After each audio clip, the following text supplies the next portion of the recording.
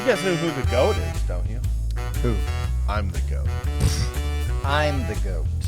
I'm the goat. Hey, stop eating stuff, Bob. Bad. Hey guys, I'm Tim.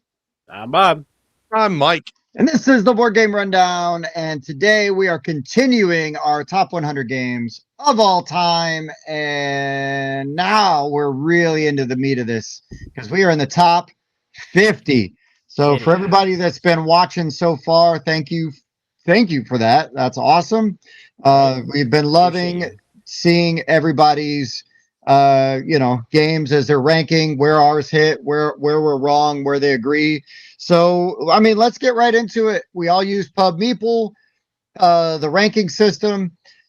Yep. Some of us may or may not have made adjustments and variants to the list, but I will just leave that to each their own. This is probably one of the purest lists that I have ever done in the history of the show, because I did do my top 100 and I didn't change anything somehow, which is bananas. Yeah. Unheard of. It is unheard of. I might need to be checked for either death or mental illness, because usually I am definitely changing things and moving them around. Do you guys have anything you want to throw in before we jump into this list? Couple micro adjustments for me, only because I started ranking these in middle of December. It's now early February. In that 6 to 7 weeks, yeah, my feelings about some of these have changed, but we're talking very micro adjustments here. That's malarkey. Those are 2026's feelings, not 2025's feelings. Bob, you said it. I didn't, but I was thinking the same thing. Hey, I didn't add any games, okay? So, oh, gee, thanks. Yeah. All right. Minor stuff here. All right. Well, then I just want to get right to it, because when we get to this level of the games, we do like to talk about them, and I want to make sure we've got time to give those games the love we want. So, Mike, you ready for number 50? I am. Let's cue it up.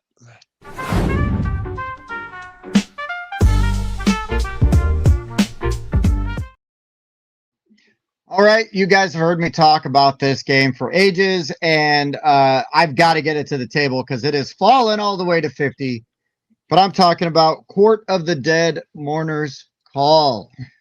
Just amazing game production. The rule book is, whatever. But once you figure that game out, it is so worth it. It's so worth it.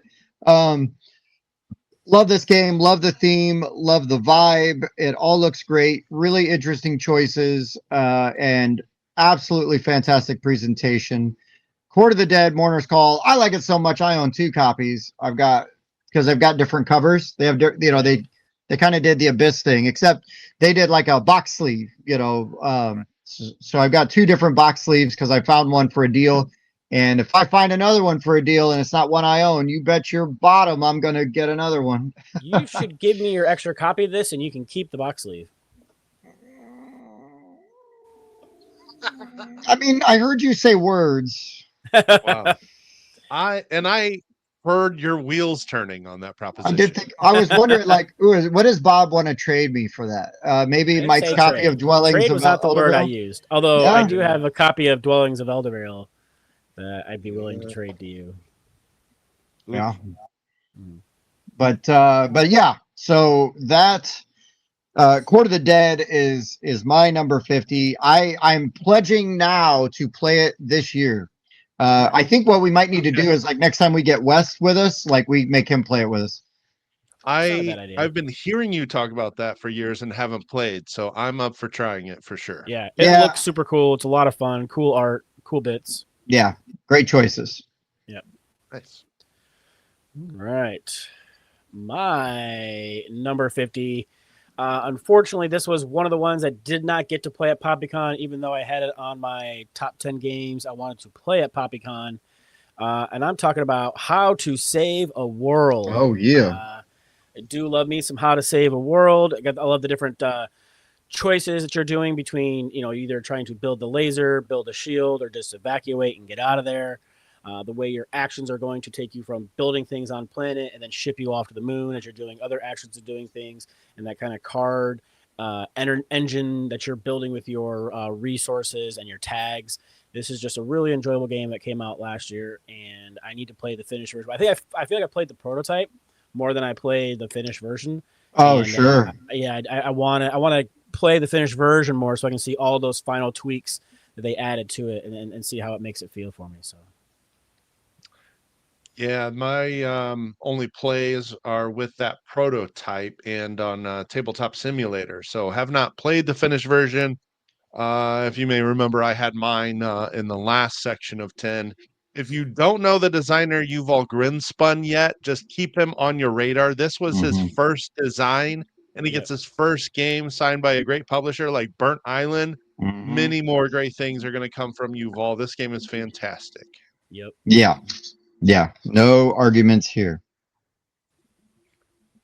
All right. So let me talk about an older game that once again I need to get to the table, and it is Heroes of Land, Air, and Sea. Yeah, girl, love this game. Yeah, this is my favorite 4X game. This debuted, I played it with Tim back in, well, a while ago, because Yeah, a this couple years ago. first hit my list at number 28 and then number 30, then number 37. So it's falling because I've only played that one time. I have since gotten a copy of it with the Order and Pestilence expansion. But I just love what this game does. I love how all four of the X's are legitimate ways to score points in this game and end the game, whether Hmm. it's destroying a castle or going through all the exploration that you can do. So many factions that feel very different from the others, very varying play styles. Just love what this game does, and it needs to hit the table more. I really have only played this game one time. I feel like that story that came out of that game lives on forever. It does. It I mean, definitely And does. had I known you were going to have this on your list, I might have done something. yeah, exactly. Oh God. Uh, I love yeah, this game. I'll talk about it later. yeah. This one is very, very good. Stands the test of time. Had to be reprinted even. Yeah. So, but happy I finally have a copy and just need to play it more. It's my favorite tiny epic game. Yeah. Yeah, it is Probably tiny. the biggest that's for sure. tiny epic game too. Yeah, Yeah, I think so. But I mean, size doesn't matter. It's just massive Who's box in Keep take- epic. telling yourself that, Tim. that's what I do. Massive box epic game. It doesn't fit on the calyx. No doubt. A lot of it. Yep. All right. Okay, moving on to number 49.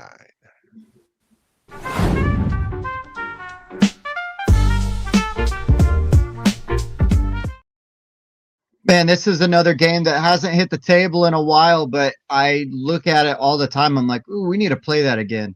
And I'm talking about Treasure Island from Matago Games. So somebody is playing as the pirate locked in the tower that knows where the treasure is buried, and everyone else is asking that pirate questions. And there's interesting ways and times where the pirate can maybe tell the truth or maybe lie, and he's just trying to stall long enough for him to escape from the tower, because that happens at a certain point, and then he needs to race and get to that treasure before all the other scallywags that locked him up can get to it. So lots of fun, some really, like, I like, and I think Bob does too, like games with deception like this are really interesting. Like it's way Mhm. more interesting than just gaslighting, right? Right. A little bit of and- bluff or maybe some truth, and you're trying to decipher what's going on. Yes, definitely. Yes, and it's really also, this is one of those things where I think it's really fun. I find that it's just as fun to be one of the treasure hunters as it is to sort of be the one with the hidden knowledge, because you're still trying to suss out, what information's being given, what information's going out, and because you're competing with the other players, there's no quarterbacking. You are just trying to figure out and determine where are the lies, where on this map are they describing? Yeah, and how do we get there as fast as possible? So, Treasure Island by Matago has again amazing components, great production value, and just kind of my style of game because I enjoy this level of BS with my friends. Yeah, And, I actually you picked know, this up yep. on sale at Gen Con. They had it at the same booth. I picked up the Core Discovery, Oh yeah, and yeah, yeah, yeah, yeah, ended up grabbing a yeah. copy of this because it was a lot of fun. Surf and Meeple does the distribution for Matago in the States, so Yeah. it was that booth. Yep. Yet another game I've been hearing Tim rank for 3 years now that I still haven't played. I've got to check this one out. I love bluffing in games. Yeah, Mike, Yeah, you dig I this, do Mike. think you dig this one. Yeah. Yeah. I've You're almost actually just drawing on the bought board it. and stuff because it's all like dry erase and Yeah. you're plotting and scheming and like it's got to be around this circle here. You got a compass. Many paces from this building and yeah. Oh yeah. Oh yeah. It's good stuff. Nice. Speaking of good stuff that we haven't let Mike play yet. Ooh, my favorite kind. It's my favorite kind. I love some gladiatorial combat. I love gladiator movies. I love gladiator games. Gore Chosen has some awesome mechanisms in it.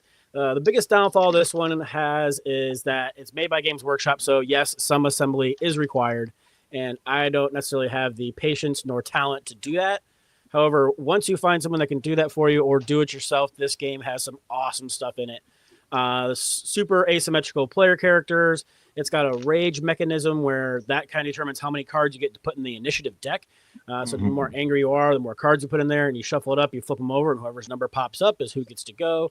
And depending also on how your rage is, you get to do these bigger and crazier attacks and moves, kicking people into spike posts, down into pits, cutting off heads, standing back up after your head's been cut off to cut off somebody else's head. Just all types of crazy shenanigans going on with this game. And it's definitely worth checking out if you can find a copy of it. There is so much bang in this tiny box. I mean, it's a pretty small box, and there's just so much madness and chaos in this game. It is. I mean, every time we play this, whether it's going good or bad for you, I just feel like we're cackling. Still having fun. Yeah. Agreed. Yeah. Agreed. Friends and family, Mike. Sorry. Yeah, sorry, Mike. Dang it. We'll get you there one day. Speaking of which, I missed my opportunity to play Aruba last weekend. Yeah. One of my most played games of all time. I've got 44 plays logged of this. Mike, I don't think you've played it enough to have a valid opinion on this, though. Yeah. No, sorry, that's bro. true. Yeah, you got as quick as it is, I need to get up to 80 plays to actually have enough time invested. Then you can have an opinion that we'll respect. Well, listen to. This is one of the most. Yeah, right. This is one of the most worn boxes in my collection. It's one I just take all over the place. I don't know if crunch per rule ratio applies here. It does. It's a very light rule set, but just like trying to plan your routes without knowing what the next tile coming is, I just think is genius. You've just got those adventurers starting on the beach here, and you're trying to get them to their matching temples. And bingo style, someone's going to draw 1 through 32, say that number, and everybody's going to pick that tile and lay it out where they want, and you're trying to draw those paths to those temples. Whoever gets there first gets the most points out of these artifacts. But you also have diamonds and gold that can get laid out. They get you 1 or 2 points. And it's just so easy and so fun to play, trying to efficiently create that sort of path where you're reusing the same path for multiple adventures and not trying to, you're trying to minimize how many tiles you use on the board so you can use more of them to move your guys and get there faster. I just love this game. It's been in my top 50 ever since we've been doing it. Got as high as number 25 one year. Great. Yeah, and Mike, you missed it at PoppyCon. We did the epic 8-player version of this. We took 2 copies of the game and put it together. And then I just took the treasure tokens and did a 876 and just kind of made the values a little bit different to accommodate for more players. But it still ended up being pretty fun and pretty awesome. I feel like everybody felt good about the distribution and the way that we did it. So I don't. Yep, I think it worked pretty good. Yeah, That it is went over pretty well. I'm terrible at this game, but I do enjoy playing it. And also, I mean, even if I didn't, it's quick. Yeah. So Yeah. it's done Yeah, fast. even 8 players, it didn't really add into time at all. It was like 30 No, minutes. 20 minutes. no, Yeah. no. It's The just only one of thing those with games. I was just gonna say it's one of those games I can't play once. If I'm breaking this out, this is getting played 2 or 3 times every time. the only thing with 8 players, and it's kind of group dependent, is just make sure you got everybody on task. Yep. That's all. Yeah. But you can say Yeah. It's that like about any game with eight players. herding Yeah. cats or something. Yeah. Hmm. Yeah. Yep. Great pick. We are Yeah. moving on to number 48.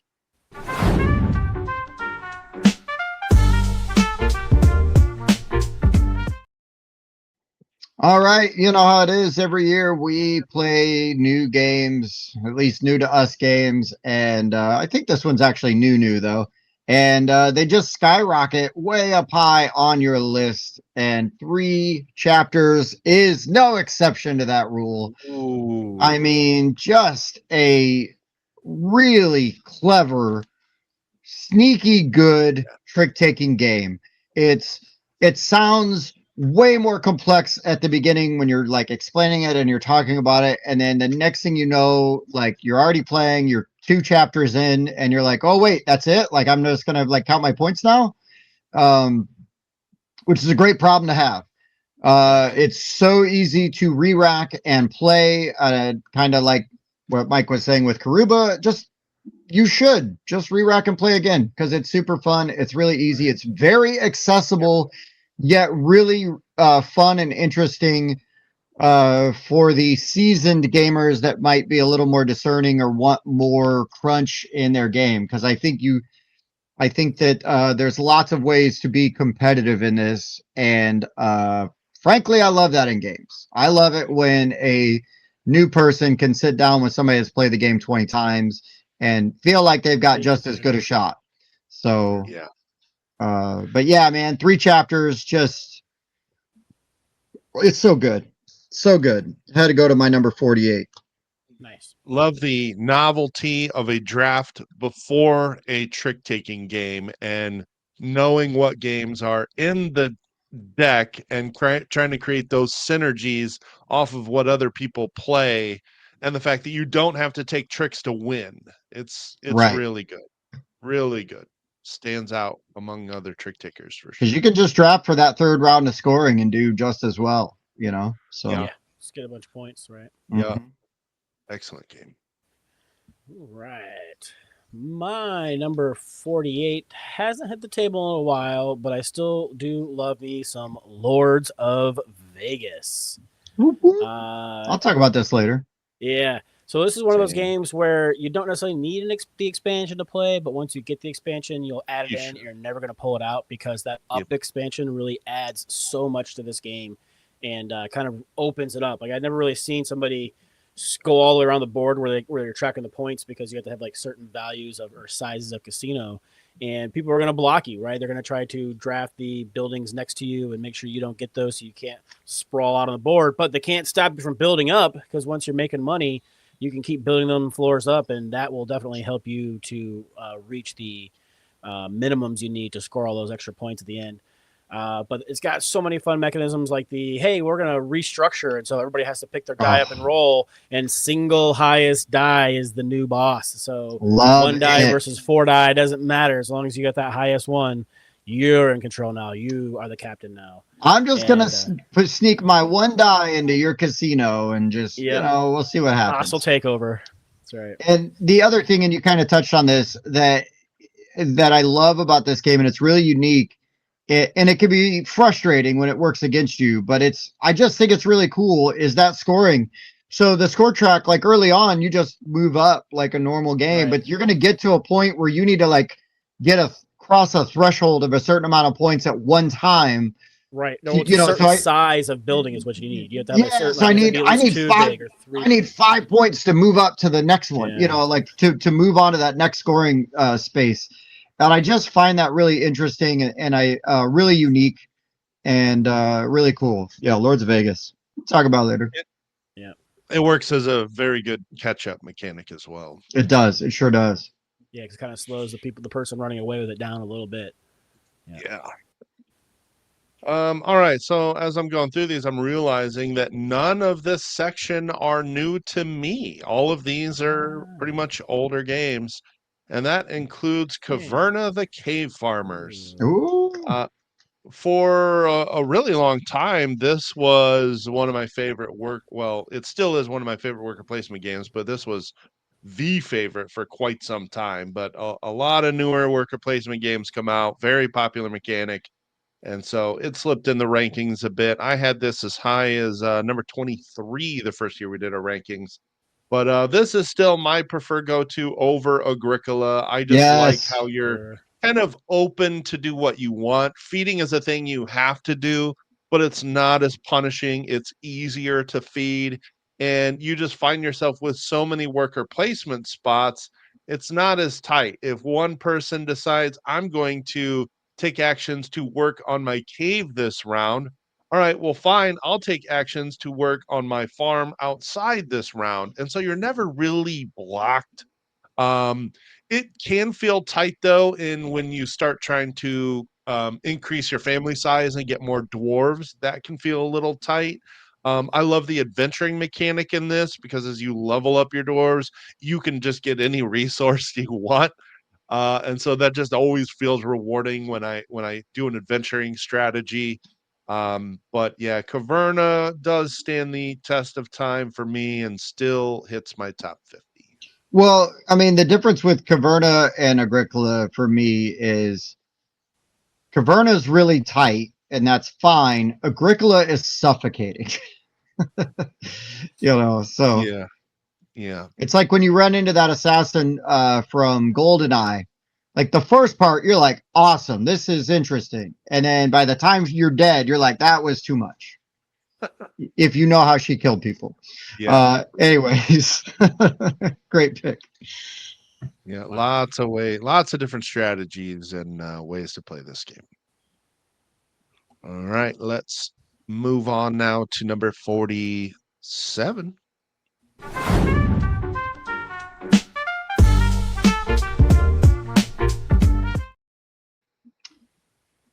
Some games I just will refuse to stop playing. I won't stop playing. I can't stop playing. Can't stop. Uh, it's I thought it's for really sure good, we were gonna man. go with that, but It's classic. This is a classic game. I know some people want to hold out for that old stop sign version with the plastic raised up part, and they're Mhm. not wrong for that. But I broke down, just got the Eagle Griffin one with the neoprene mat, and it's fine. It works great. I have access to a game that I love. I paid a decent price for it, and I'm just happy that I finally got my grimy paws on it. This game is super popular with again, heavy gamers, lighter gamers. Like I could just take this game, teach it to new people, and play with my friends that love games and play a ton of games. And yeah, good time is had by all. Can't stop is so good. I mean, you're just rolling those dice, you're pushing your luck, you're trying to move up those tracks, get up there before everybody else. And sometimes you just abandon one row because you're getting hot on another row and you're like, you know what, screw it, like this is the one I'm just going to try, to move up. And then by the end of the game, everybody's busting so much because as those lanes get blocked off because people Mhm. have uh you know finished it, then you get like some really great like stand up moments. So can't stop, just a fantastic game, love it. Nice. Finding so many different versions of this on here, which I find interesting. My only gripe is with higher player counts, there's a bit of downtime. So Can I be. do prefer lower player counts, and I actually Yeah. really enjoyed on Board Game Arena because I can't stop. I just I'm going for I'm broke. just clicking. Oh, oh. If I'm not getting a number, if I'm not getting one scored, I'm not done. I'm just going to keep Mhm. going, and then sometimes I'll still keep going. I just love to play that way. Yeah, right on. Nice.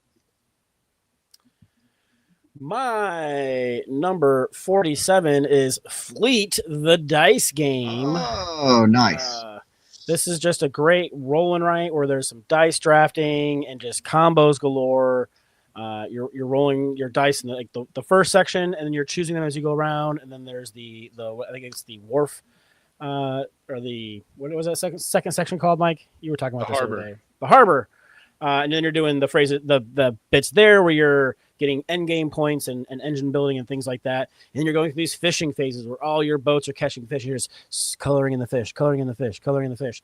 And there's just so much going on in these 2 sheets of paper. They've got a deluxe kind of version with comes with like fancy pens and like a bag and everything. You don't need all that if you get it cool, but it does look really nice.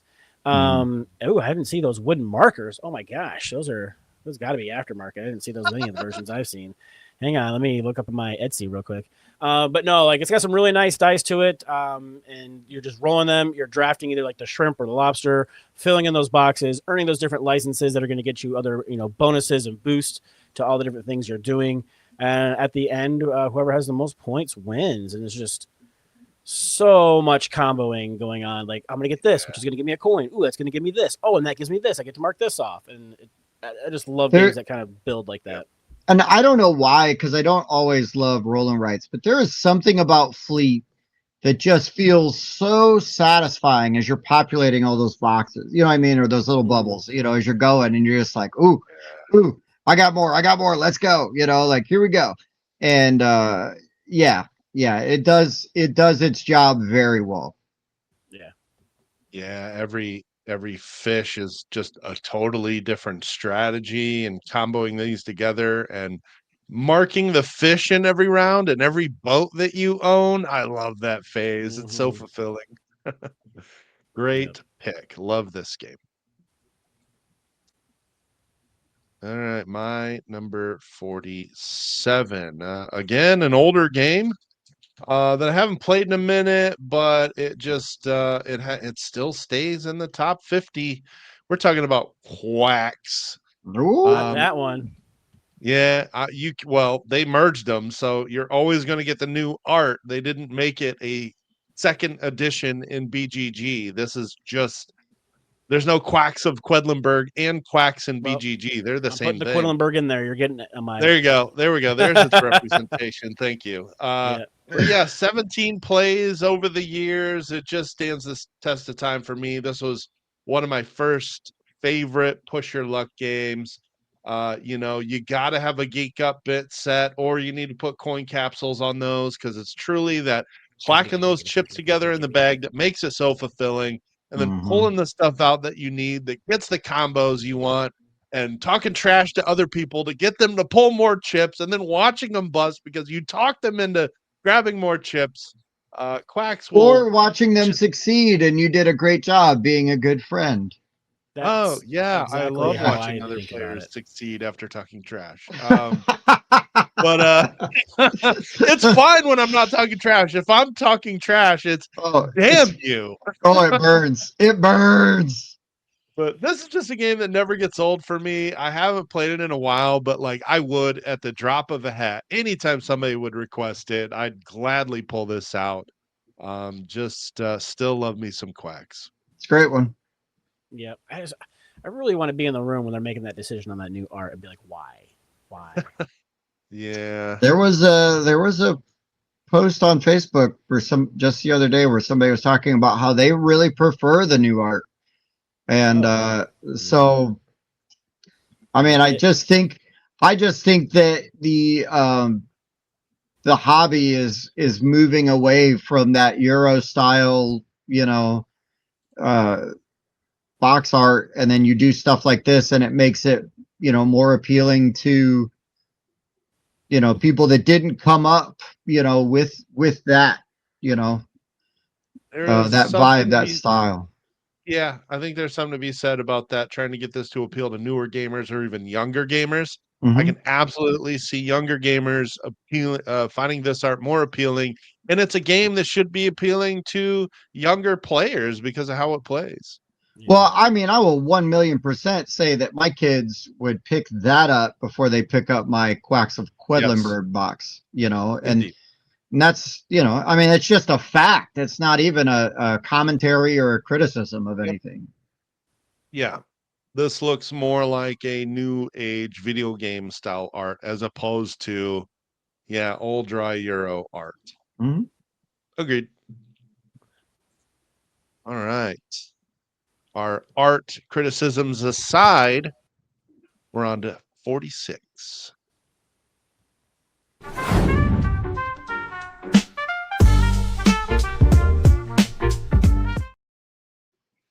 All right, let's keep talking about just simple, delightful games. And there is not much more fun to be had than sitting around a table as cat pirates, trying to get fish, but also trying to protect your fish from the other mean, treacherous scallywags, the curs of the other pirates. And yes, I, of course, talking about Ahoy Kitten. This game is amazing. It is so simple. It is so sweet. It's the best. It is just one of my favorite games to play. I can play with my kids, play with adults, play with friends that play a ton of games, and don't. I know it's a common theme, but it's just a thing that I do value a lot in games is the accessibility. And Ahoy Kitten has a very simple rule set. You could demo one round like within 2 minutes. They understand completely how to play the game, and you can either re-rack and just start over, which is fine because it's super fast, or you could just build off of that round and keep going. Because guess what? You're gonna play another game of it when you're done with that first one. Because this is a Ritz cracker of a board game. You can't just have one, man. You got to keep going. So yeah, I love me some Ahoy Kitten. I know you guys do not disagree. Uh, Yeah, we've had some like great we nights. said before, it's just way more fun than it has any right being. Mm-hmm. I've never played a game where I've scored 0 points and still had a blast. And still, like, it felt almost as much fun as if you had won. Yeah. Yeah. Yeah. Yep. Fun is always had. And Mhm. like Tim said, it is the Pringle of board games. That Pringle can't have just Pringle. one. Yeah, I thought it was Pringle too, but I wasn't gonna fight you on that. Listen, I like Ritz crackers more than I like Pringles. I'm That's good my- with Sure. both. That's I'll my allow story, it. and I'm sticking to it. Okay. Yep. Universally loved here. My number 46, I believe, is probably more loved by Mike, but he is the one that got me into this game. I just have yet to play my copy of Castles of Burgundy, the special edition. Oh, it is guaranteed more loved by Mike, but that's not a Gonna problem. be a minute before I chat about that. Yeah. Oh, Mike brought his special edition over when he backed it, played it. I really enjoyed it. We played a bunch of it on BGA for a while, and it was okay. It was different, like symbols and pictures and whatnot, and so it was a little difficult for me. Thankfully, like on the computer, at least I could like hover over and it would tell me what they meant. Bob, just quick aside, BGA has updated and you can choose the new version of the art now. Oh, nice. So you can choose all 3 editions. Since I'm an OG player, I still use first edition art because you when I know the play bits on better. BGA. I don't have the Yeah. new art memorized yet. Anyway, go on. Yeah, no. So I was enjoying our plays so much. I ended up because they did like another printing of it, I believe it was, and I ended up backing the special edition myself. So now I've got a copy of this, waiting to be played. They had the one small miss, I'll say, with the production value on it, where they've got the bags and they put the same icon on all the bags, where they should have put the icons that go with the type of tile that goes in the bag. But that's a very small nitpick. There you go. All those icons are the same, and those bags are a little similarly in color. So just changing that icon and putting, the icon that the type of tile it is would have been a better, IMO. However, it is a beautiful addition of the game. I love how the player boards, you have those little inlays to hold all your tiles in spots so the tiles aren't shifting all over the place, because that gets super annoying in games like that. There it is. Yeah. But if you get a chance to play this special edition, do it, because those castles are extra and they don't really do much but anything but look good, but they look good. So yeah, I love the acrylic tiles. I did not go all the way to the 3D terrain. I thought that was that was going a to bit add much. Yeah. far too much fiddliness to this game, but it is an all-time favorite for me. I'm glad you enjoy it. Yep.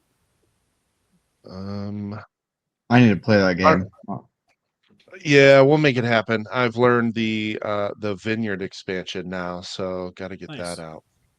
All right, let's talk about another game I've played a whole lot and has fallen I'm talking about Wingspan. Oh, Yep, I've had this as high as 19. It actually ranked there 2 years in a row. But with 14 IRL plays, and I can't count how many online plays, I will definitely still gladly play this on Board Game Arena. I thought this theme and the gameplay was approachable and still very rewarding for advanced gamers. It's pretty straightforward on how you activate a turn, and just trying to get those bird synergies as you lay your birds out, and then running. It gives you enough turns to run your engine without overstaying its welcome. There's just still a lot of things that I think Wingspan does very, very well. And so maybe one day it'll drop out of my top 50, but not yet. well, Wingspan. I mean, Mike, you and a million other people, still after all these years now, absolutely love this game. There's something to be said for that, whether you like it or not. You have to acknowledge the staying power and sort of the importance of the game to the hobby. Like it is a landmark evergreen game, like it or not, it's here to stay. Yeah. And again, I still play it online, and there's something to be said about the number of times I've taught this to people and they went out and bought a copy, and that sticks with me. Mhm. Right. But it is not the best span, and you'll have to stay tuned to find out which one I think It's not the is best span, it's just a wingspan. correct. Top 5 for this list. Number 45.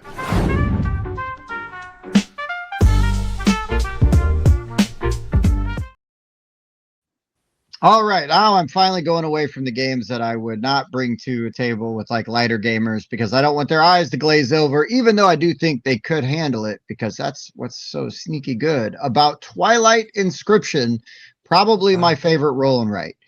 It looks like a beast. It looks daunting. There's a lot going on, but it's really straightforward and simple. You sit down, you look at it, and you just figure out what board you're going to activate and assign the icons that were rolled and go to town. Just like Fleet the Dice game for you guys, filling in all them little bubbles and connecting those lines, all of that stuff, and then you got like that bright neon orange, paint pens. Markers. Yeah. Oh my God, it looks great. Looks absolutely great. I love this game.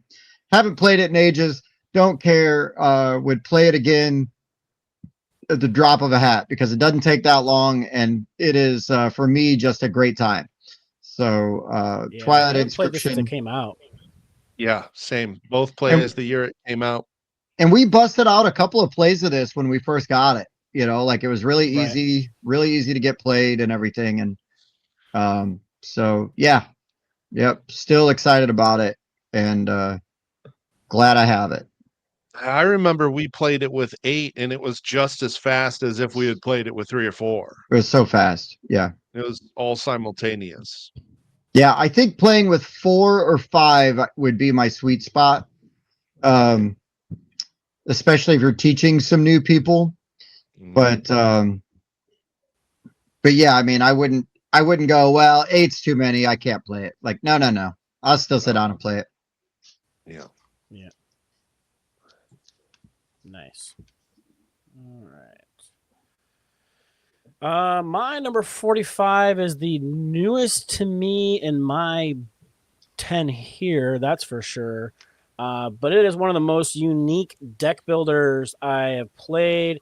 And that's because it is a dual deck building dueling game. And I am talking about The Last Command. Nice. Really enjoyed this game. I thought it was super unique how you got 2 decks of cards that you're actually building. You've got one for your different ships systems, and then you've got a crew deck that is going to be dealing with those different systems. You're laying them out like in your little tableau there. There's multiple resources, so you're going to have like energy you use to power up your different systems. You're going to have money that you're going to use to be buying the new cards. Of course, then there are different market sets. So if you want a communications system, there's access to that. If you want to buy a combat systems, there's access to those. So it's not just always completely random. You can kind of really tailor your decks to the way you want them to be. As you're drawing your 3-card hand, you're choosing which deck one at a time you want to draw from because, man, maybe your opponent shuffled a bunch of malfunction cards into one deck, so you really want to be minimally drawing off that so you're not drawing those cards and taking that damage from them. It was just a really unique way to do a deck builder. Haven't seen anything like this, and I want to play this some more. So everybody I've played it against has really thought it was interesting and enjoyed it. So Yeah, it's good This stuff. is probably the most unique deck builder I've seen in a while. mm-hmm. Yeah, really well Matt's done. fit in the box too. It's awesome. Excellent job by Ty from Sentient Games. Mhm. Yup. All right, I got another older one. And this is a 2017 release that was my number one game to play with 6 players, and that is Ethnos. Uh, Mm. 12 plays over the years. This jumped up this year. I had this at 67, then 62. And why would such an older game jump forward? And I think it's because I always find ways to get this to the table. If I've got 5 or 6 people, this is the first game that comes to mind. And it plays really smooth. It's really easy to teach.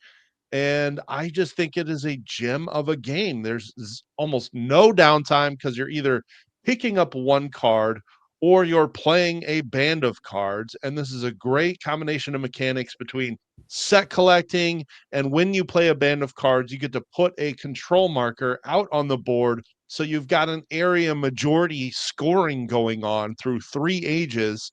And I just think this old classic from Paolo Maiori is a gem of a game. I still play it all the time. I still take it with me all the time.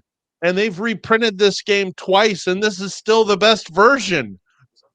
Like the second version had a weird theme, and some of the icons didn't make sense. The newer version may have better art, but even more of the icons don't make sense, and there were rules issues.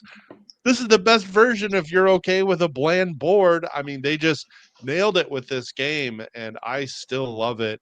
And it moved up almost 20 spots Good. because Yeah. I 62 last year. I just through the years you start to realize that some of these older games don't have to be new. They're just good at what they do, and it doesn't matter that they've been around for a while. They're kind of timeless. This is one of them for me. That's like Bob and I. We've been around for a while. Right. We're We're timeless, not Tim. necessarily new, but we are timeless. Well, let's not stretch it too much here. I Oh don't want man, to pull something. I'm running yoga class over here, That's man. I'm right. stretching We'll all stretch the the way. crap out of that. Oh my I'm stretching gosh, all yeah. the way. Yeah, don't pull a hammy on that Oh, one. dude, it's gone. I Lindsey Vaughn that knee. It's sideways now. Let's go. Oh, I gotta see that footage. I have to. All right. Morbid curiosity aside, let's move to number 44.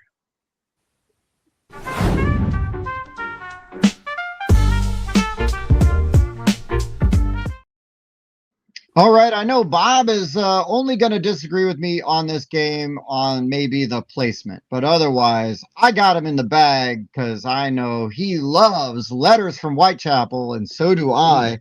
That comes in at 44.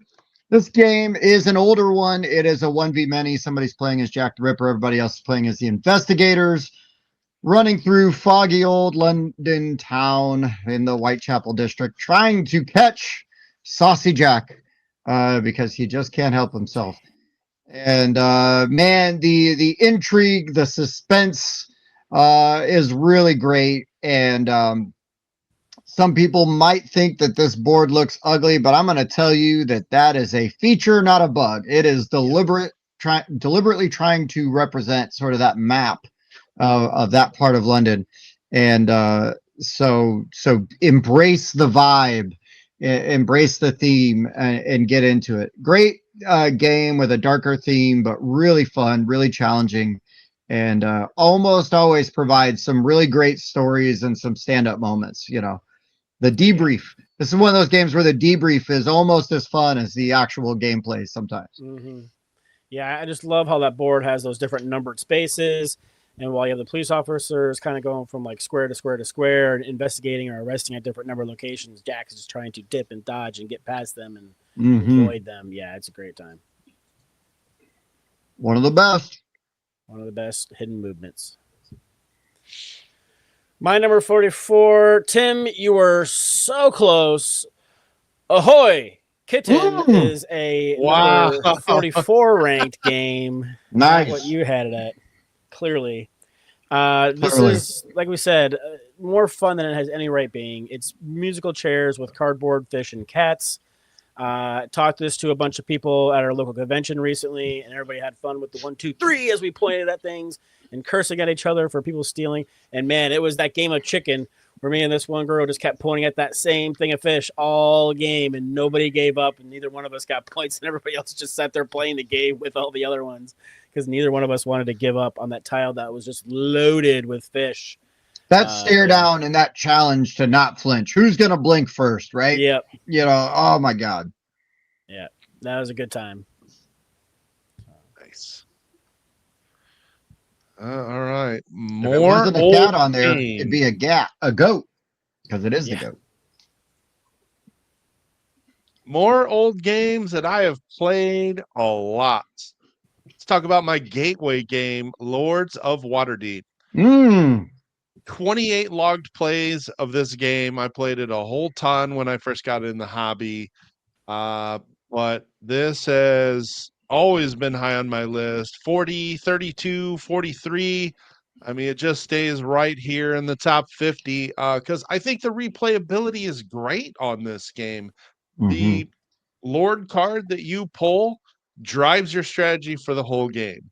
The quest cards that you pull, they give you special abilities. You want those to proc as much as possible. So you're going to keep visiting those worker placement spots that allow you to do that. And the intrigue cards that give you a little bit of take that and a little bit of a player interaction. Otherwise, in a mechanic worker placement that doesn't have a ton of player interaction, I just I can't quit on this game. I still think it's great. It's now apparently out of print, so makes you wonder if this will get an updated version at some point. I think it absolutely has to. But worst insert of all time. I think I've fiddled with it like 4 or 5 times where I'm like, no. I've dropped the pile of coins and point chips far too many times. We're chucking this. Plus, that allowed me to fit all the expansions into the box. But I still love Lords of Waterdeep and would play it today. And you should. It is a fantastic game. I love it. Indeed. All right. That takes us to number 43.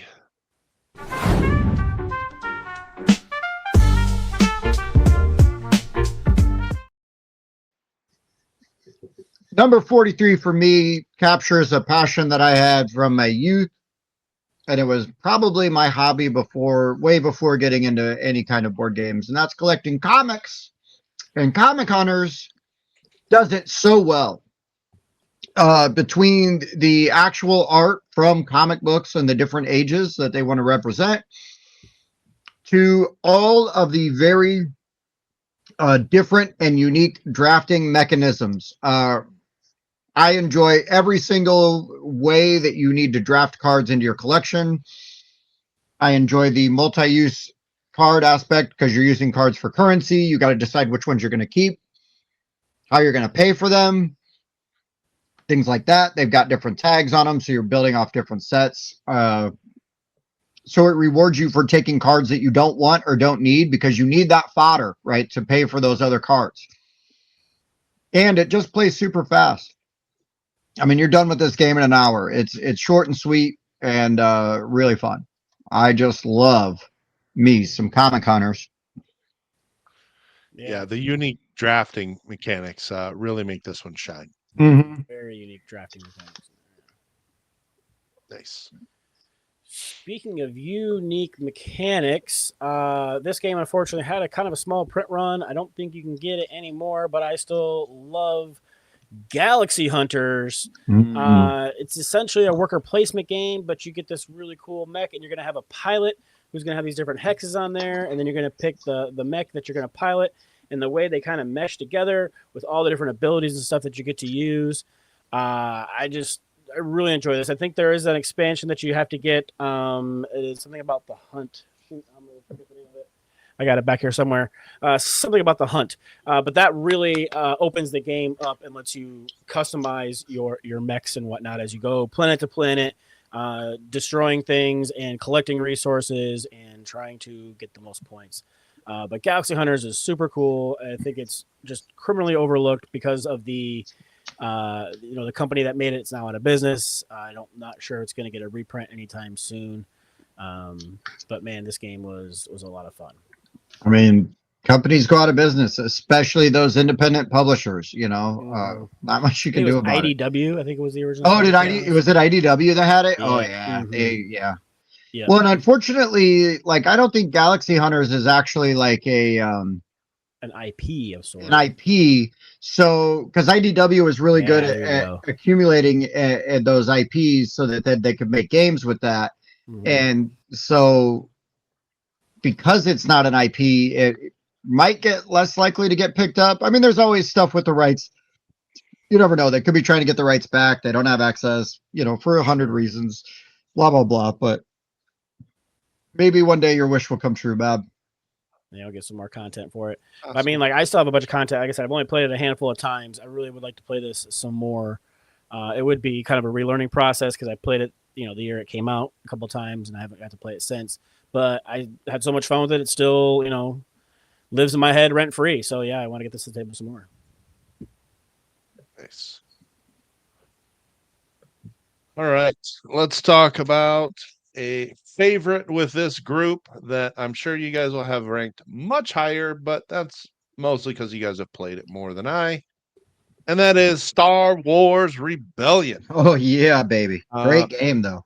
What game? Easily the most thematic Star Wars game that I've played, at least, as you pick one of the sides and you are either trying to find where the rebels are hiding among these planets and trying to get that Death Star out maybe and destroy that planet. Or you're the rebels trying to hide which one of these planets is your home base. And it just provides a really great cat and mouse. I love how these different planets give you access to different units, and they kind of go in this queue depending on the round, and you're unlocking more units. And, of course, all the characters that you want are in the game, and you have access to do quests for them. Just a really one of the greatest two-player games ever made. Mm-hmm. Star Wars Rebellion. Hell yeah.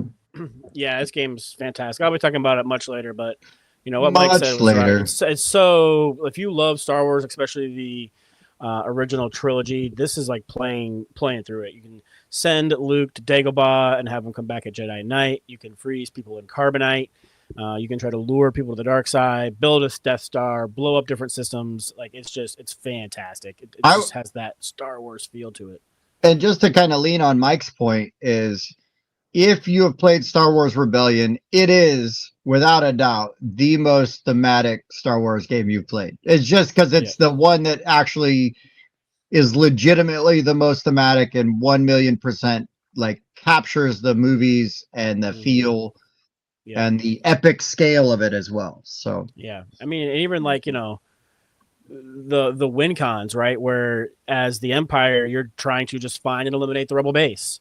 Whereas when you're the rebels, you're trying to evade, you're trying to garner sympathy from the other planets and kind of just run out the clock so that more star systems can slip through their fingers. That's right. The more you tighten your grasp, the more systems slip between your fingers.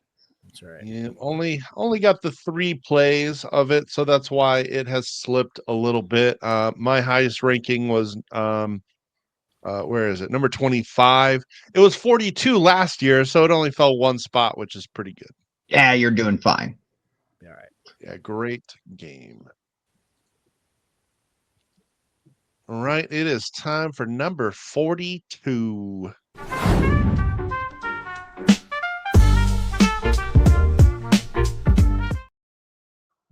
Well, just like the number 42, this game is the answer to life, the universe, and everything. You just got to ask the right question. And the right question is, are you ready to tap into your wild side? I literally just played this game. I'm not joking, Bob. I stayed up with Matt until 2 in the morning, just me and him talking, and we played probably 10 rounds of wild side back to back to back to back to back. After Wow. playing it earlier in the day and on Friday night. This game was just an absolute smash hit, which no doubt it was. For those of you watching that haven't had it yet but have heard us talk about this game, I apologize, but I have good news. Weatherbane Games really soon is going to be doing a Kickstarter. So by the time you're watching this, that Kickstarter might already be live, and they got a bunch of small box games. So you're gonna have the opportunity to get this along with those, and I would strongly recommend that you do. Because holy crap, Wildside is just straightforward, simple, fun. There's strategy there. It's a good time, man. So have to go with Wildside as my 42. It'll probably be higher next year just by sheer amount of plays. Right. Yeah. No, it's a Yeah. good time. We even played that a few times at the convention as well. Talked about how to play it, and I was like, re-rack? They're like, yeah, we played it 3 times back to back to back as well. So just one It of was those kind of games. fun because at the next table, I'm sitting there with West and his son, playing games. And, every once in a while, I like if somebody's asking questions or people are talking, I'm watching his eyes, like kind of like flip over there, like, Uh-huh. like, oh, Yeah. I'm like, yeah, they're having a good time. Yeah. Yeah. That's got to be a pretty cool feeling. So, Yep. Stay tuned. I think that campaign will go live sometime in March. We will be talking about it. Yep. We'll let you know. My number 42 was my number 1 on multi-use cards. I'm talking about Defenders of the Realm. This is a great cooperative game. People say it's kind of like Pandemic, only I feel it's much more fun. Yeah, pandemic, but fun. It's got that fantasy theme. There's a whole bunch of different characters that you can choose from that are very asymmetrical.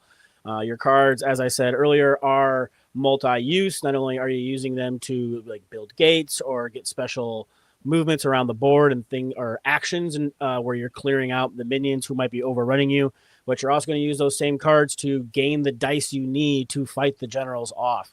And there are 4 generals coming in. There's like an undead, a demon, a dragon, and a orc in the base one, but you can get different expansions. There's one that has dragons, and you can replace 1, 2, or all dragons. But be forewarned, that will kick your butt because they have super strong powers that you got to be careful of. But this game is just a fantastic little cooperative game where you got to defend the Monarch City from the invading generals. So, this game's so good. Yeah, a little hard to find now, though. They are doing a reprint. Not huge on the art style, and unfortunately, I don't really know what all they might have changed. I tried to ask somebody working a booth at Gen Con what the differences was, and he kind of just blew me off, and I was really like, well, fine, whatever. And I stopped asking. So, but no, I have that's a knock on the booth staff, not the company. for sure. Yeah, not the game itself, because, I mean, you can't judge a game by some, could be just a rando, because they get random people to come in there who aren't, might not be as passionate or know about it. And he's just like, I just don't want to talk to this weird guy trying to ask me questions. Yeah.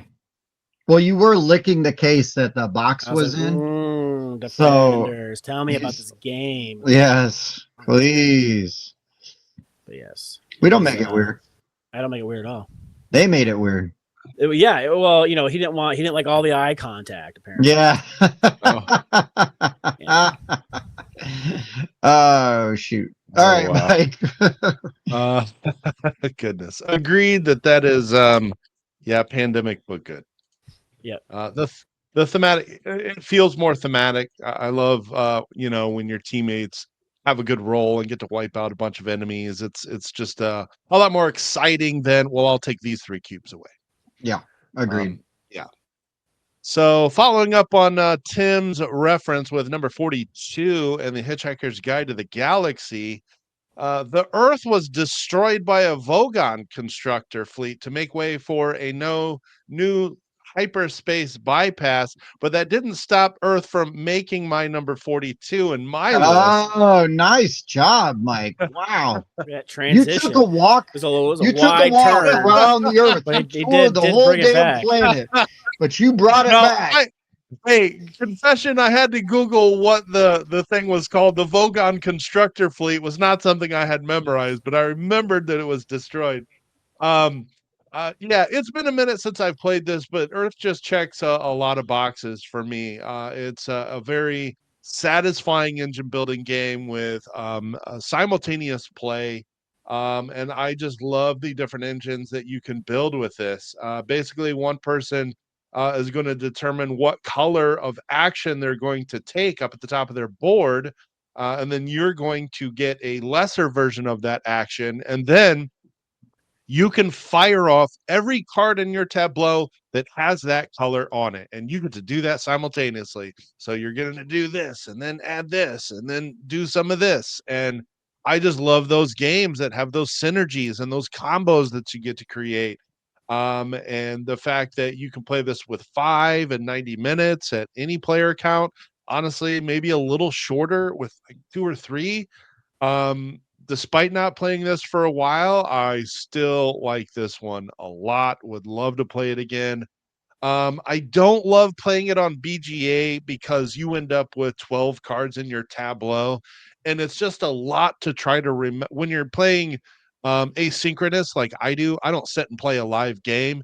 If I'm only making a couple moves a day, it's hard to remember what cards are in my tableau. So trying to read Mhm. back through them all doesn't necessarily work for me. So not my favorite online implementation. But if I'm playing it live, absolutely. I still really enjoy Earth, and this is also a theme that strongly appeals to me. So Nice. Earth still my number 42, even though it was destroyed by a Vogon constructor fleet. Don't worry, it's just for a way to make a highway. It's Yeah, fine. yeah, yeah. Yeah, if you had We complaints got a about it, you should have filed a form. That's right. yeah. We got a bypass now, so all is good. That's Yes. right. All right, last game of the day. It's time for 41.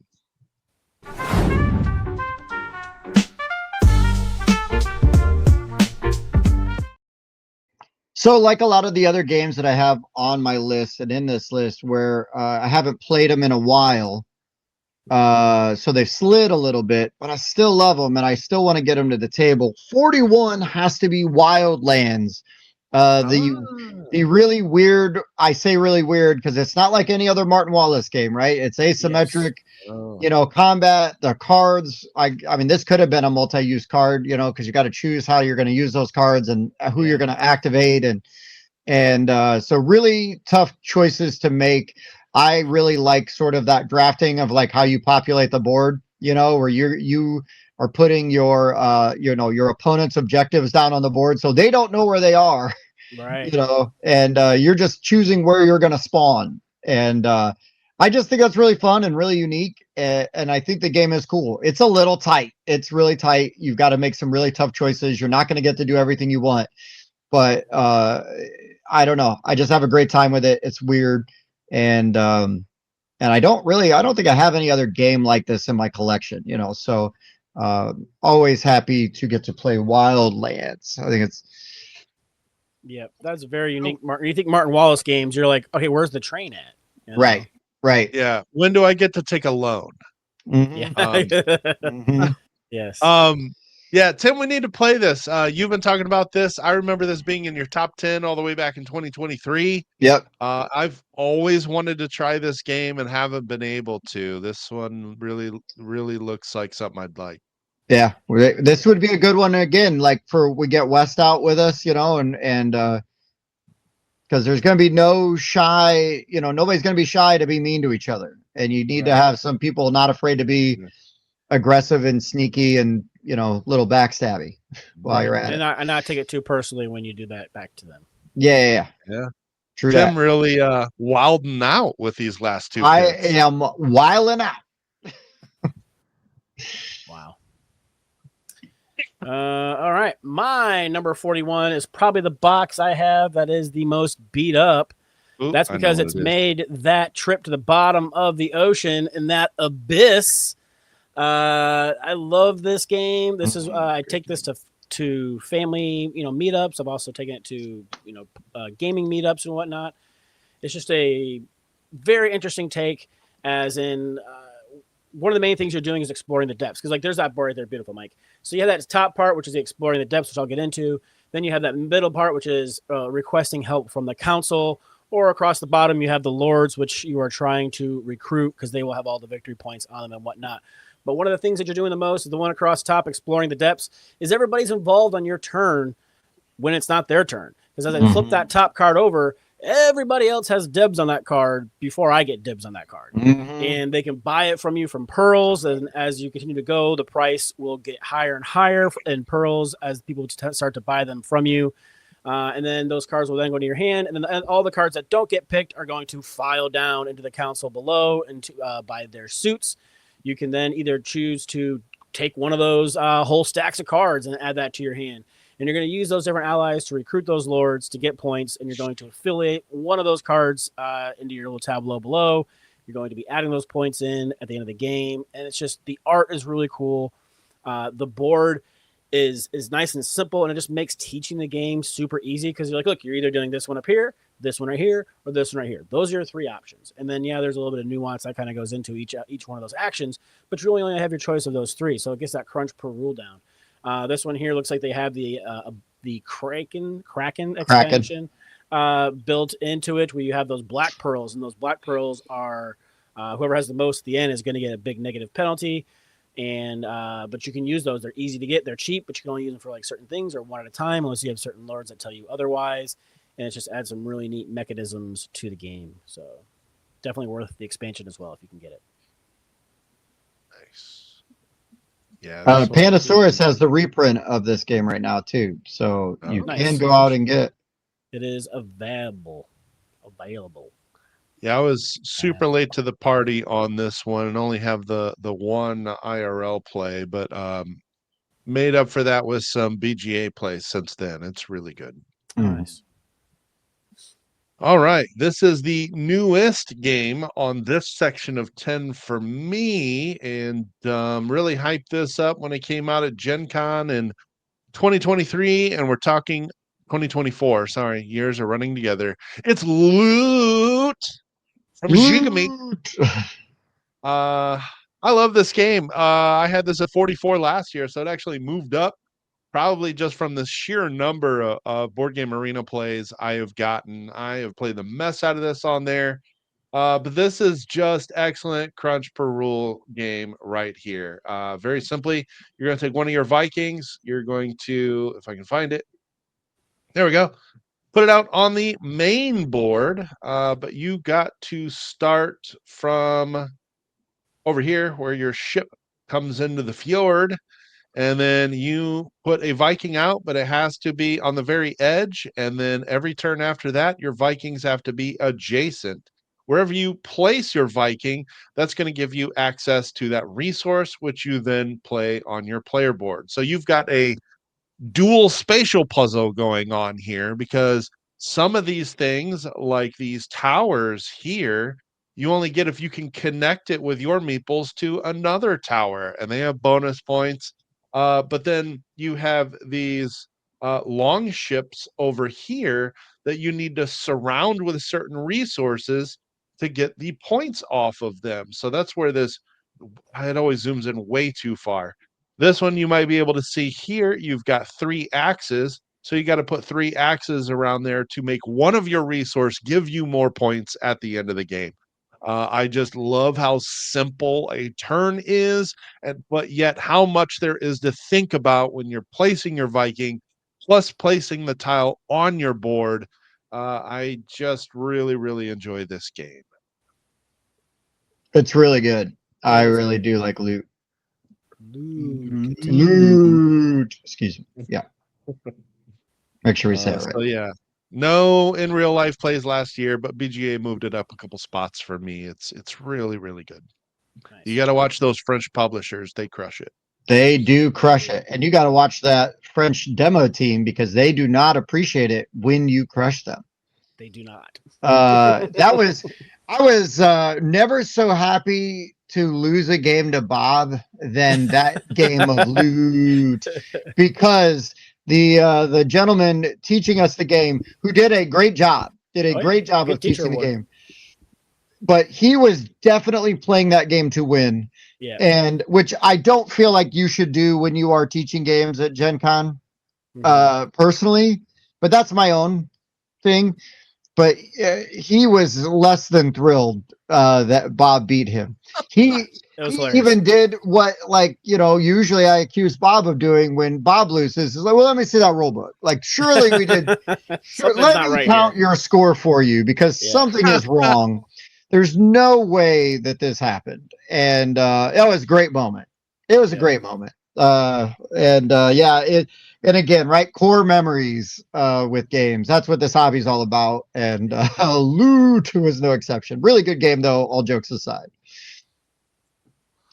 All right, boys. Let's run them back.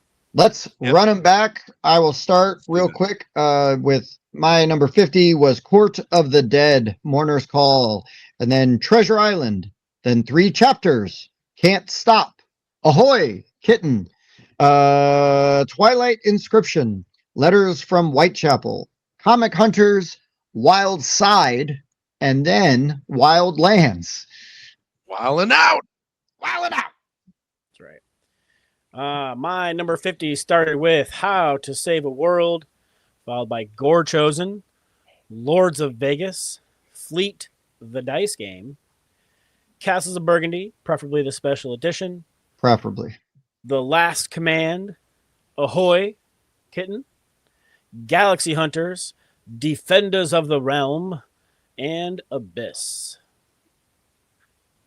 My number 50 was Heroes of Land, Air, and Sea, 49, Karuba, 48, Caverna the Cave Farmers, 47, Quacks of Quedlinburg, 46, Wingspan, 45, Ethnos, 44, Lords of Waterdeep, 43, Star Wars Rebellion, 42, Earth, and 41, Loot, which I'm always going to say that way because there's 3 O's. There's a reason it's there.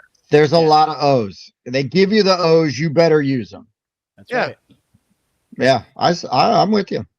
I'm with you. Well, guys, yet another great list of games. It's only going to get better as we continue to get closer to our number ones. Everybody that's been watching so far, thank you so much. If you'd like to support the show financially, we do have Patreon. You can go check that out. We've got some limited access content over there that if you're interested in, that's the way you get to see it. Otherwise, just leaving us a like, a thumbs up, a sub, all those things. Comment, let us know what are some of your top 50 games of all time. We want to know, and we want to talk about it. Anything else, guys, before we sign out of here? I'm going to drop 2 of these this week. So stay tuned. Couple more days. We'll give you our 40 through 31. We're going to start getting all the way to our top 10 sooner than later. So stay tuned for more. They're coming in hot. And I'm not sure if these guys mentioned it because I tend to tune them out when they talk, but I'm going to mention again, at least Whiskey Wednesday, we do live show, 8 o'clock p.m. Eastern time. Join us. That's right. Whiskey's optional, but attendance is mandatory. That's right. Damn it. All right, guys. Well, then let's wrap this bad boy up and get on to the next one. So for the board game rundown, I've been Tim. Bob. Mike. We'll see you next time. Do you like to party?